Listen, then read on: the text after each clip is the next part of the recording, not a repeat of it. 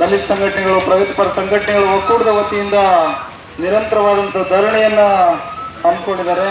ದಿನಾಂಕ 20/8/2025 ಪ್ರಾರಂಭವಾಗಿ ಇವತ್ತಿನವರೆಗೂ ಕೂಡ ನಿರಂತರವಾಗಿ ಧರಣಿ ನಡೀತಾ ಇದೆ.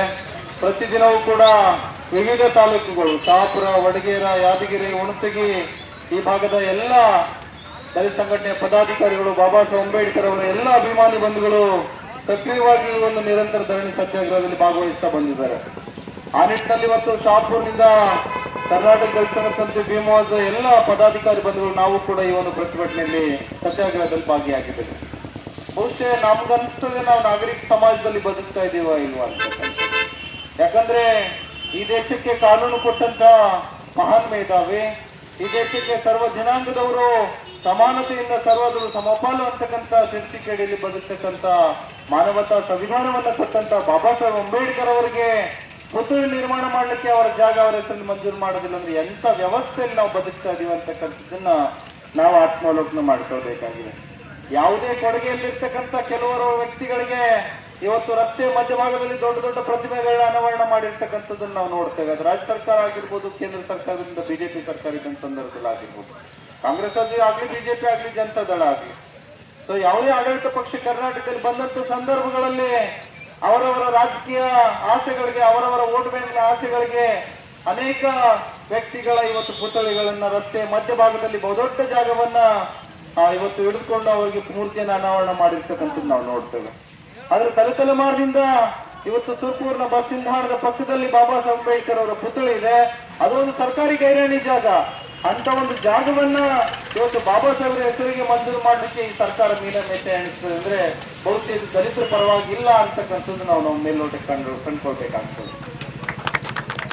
ಯಾವ ಬಾಬಾ ಸಾಹೇಬ್ ಅಂಬೇಡ್ಕರ್ ಅವರ ರಿಸರ್ವೇಶನ್ ಇಂದ ಈ ದೇಶದ ತಳ ಸಮುದಾಯಗಳು, ಶೋಷಿತ ವರ್ಗಗಳು ಸಮಾಜದ ಕಟ್ಟ ಕಡೆಯ ಹಂತದಿಂದ ಸಮಾಜದ ಮುಖ್ಯವಾಹಿನಿಗೆ ಬರಬೇಕು ಅಂತೇಳಿ ತಮ್ಮ ಕುಟುಂಬ, ಮನೆ, ಮಕ್ಕಳು ಎಲ್ಲವನ್ನ ತ್ಯಜಿಸಿ ತಮ್ಮ ಮಕ್ಕಳನ್ನ ಕಳೆದುಕೊಂಡು ವಿದೇಶದಲ್ಲಿ ದುಂಡು ಮೇಜಿನ ಸಭೆಗಳಲ್ಲಿ ಭಾಗವಹಿಸಿ ಈ ದೇಶದ ತಳ ಸಮುದಾಯಗಳಿಗೆ, ವಿಶೇಷವಾಗಿ SC/ST ಇವತ್ತು ಮೀಸಲಾತಿಯನ್ನ ಬಾಬಾ ಸಾಹೇಬ್ ಅಂಬೇಡ್ಕರ್ ತಂದು ಕೊಡ್ತಾರೆ.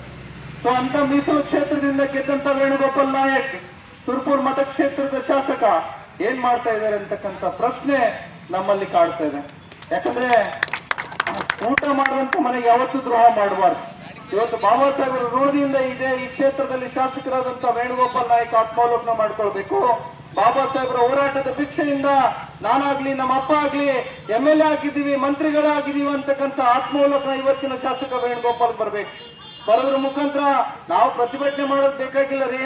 ಆತನ ಜವಾಬ್ದಾರಿ ಅದು, ವೇಣುಗೋಪಾಲ್ ನಾಯಕನ ಜವಾಬ್ದಾರಿ ಏನಂತ, ನಾನು ಅವರ ಋಣದಲ್ಲಿದ್ದೀನಿ. ಬಾಬಾ ಸಾಹೇಬ್ ಅಂಬೇಡ್ಕರ್ ಅವರ ಭಿಕ್ಷೆಯಲ್ಲಿ ನಾನು ಬದುಕ್ತಾ ಇದ್ದೀನಿ.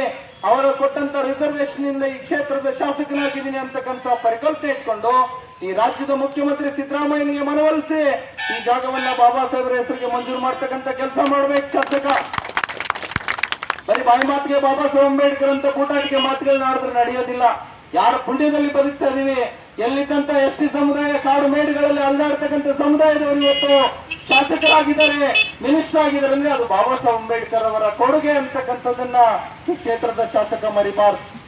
ಜೊತೆಗೆ ಜಿಲ್ಲಾ ಉಸ್ತುವಾರಿ ಮಂತ್ರಿಗಳಿದ್ರಿ, ಯಾದಗಿರಿ, ಶಹಾಪುರದಲ್ಲಿ ಏನ್ ಮಾಡ್ತಾ ಇದ್ರಿ, ಶರಣಬಸಪ್ಪಗೌಡ, ದರ್ಶನಪುರ ಅಂತಕ್ಕಂಥದ್ದನ್ನ ಆತ್ಮಾವಲೋಕನ ಮಾಡ್ಕೊಳ್ಬೇಕು.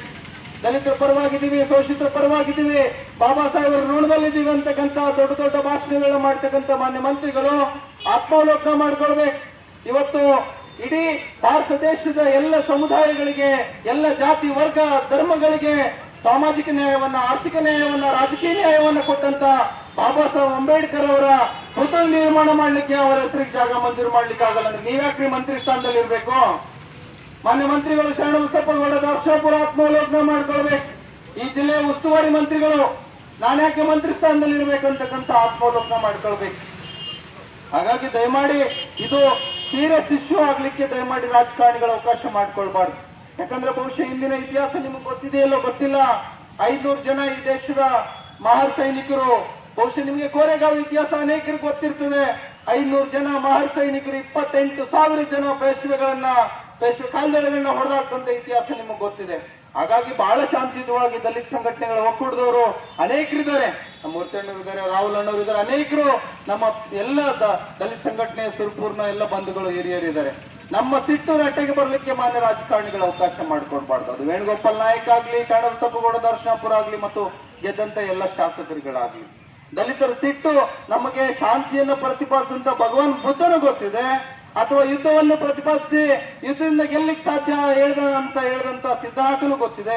ನಾವು ಸಿದ್ಧನಾಗಬೇಕು ಅಥವಾ ಬುದ್ಧನ ತತ್ವದಲ್ಲಿ ಸಾಗಬೇಕು ಅಂತಕ್ಕಂಥದ್ದು ಈ ಕ್ಷೇತ್ರದ ಶಾಸಕರು ಮತ್ತು ಮಂತ್ರಿಗಳ ಆತ್ಮಾವಲೋಕನ ಮಾಡ್ತಾರೆ.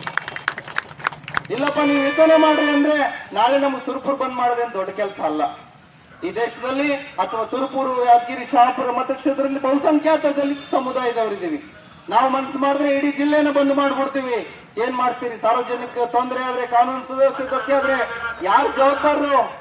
ಆತ್ಮಾವಲೋಕನ ಮಾಡ್ಕೊಳ್ಬೇಕಿತ್ತು. ಮಾನ್ಯ ಸುರಪುರದ ಶಾಸಕ ರಾಜ ವೇಣುಗೋಪಾಲ್ ನಾಯಕಿನೇ ಈ ವ್ಯಕ್ತಿ ಆತ್ಮಾವಲೋಕನ ಮಾಡ್ಕೊಳ್ಬೇಕು. ಈ ಕೂಡಲೇ ಬಹಳ ವೈಯಕ್ತಿಕವಾಗಿ ಮುತುವರ್ಜಿ ವಹಿಸು.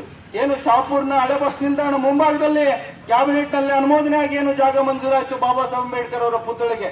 ನಮ್ಮ ದಲಿತ ಸಂಘಟನೆಯ ಸ್ನೇಹಿತರುಗಳು ಏನು ರಾತ್ರಿ ಅಲ್ಲಿ ಬಾಬಾ ಸಾಹೇಬ್ರ ಬೋರ್ಡ್ ಆಗದಂತ ಸಂದರ್ಭದಲ್ಲಿ ಯಾವ ಶರಣಬಸಪ್ಪಗೌಡ ದರ್ಶನಾಪುರ ಅವರು ಮುತುವರ್ಜಿ ವಹಿಸಿ ರಾಮಲಿಂಗ ರೆಡ್ಡಿ ಅವರನ್ನ ಮೀಟ್ ಆಗಿ ಎಸ್ ಸಿ ಮಹದೇವಪ್ಪನವ್ರನ್ನ ಮತ್ತು ಅನೇಕ ದಲಿತ ಸಮುದಾಯದ ಶಾಸಕರನ್ನ ಮಂತ್ರಿಗಳನ್ನ ಕಮ್ಯುನಿಕೇಟ್ ಮಾಡಿ ಏನು ಜಾಗ ಮಂಜೂರು ಮಾಡಿದ್ರು.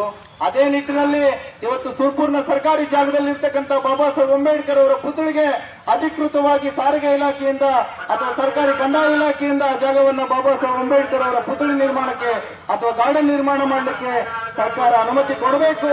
ಕೊಡದೆ ಹೋದ್ರೆ ನಮ್ಮ ಸಿಟ್ಟು ರಟ್ಟೆಗೆ ಬಂದ್ರೆ ಸರ್ಕಾರಗಳ ಹಣೆಬರ ಏನಾಗ್ತದೆ ಅಂತಕ್ಕಂಥದ್ದನ್ನ ಮಾನ್ಯ ಸಿದ್ದರಾಮಯ್ಯ ಮತ್ತು ಕಾಂಗ್ರೆಸ್ ಸರ್ಕಾರದವರು ಅರ್ಥ ಮಾಡ್ಕೊಳ್ಬೇಕು. ಹಾಗಾಗಿ ಹೆಚ್ಚಿಗೆ ಮಾತನಾಡಲಿಕ್ಕೆ ಹೋಗಲ್ಲ.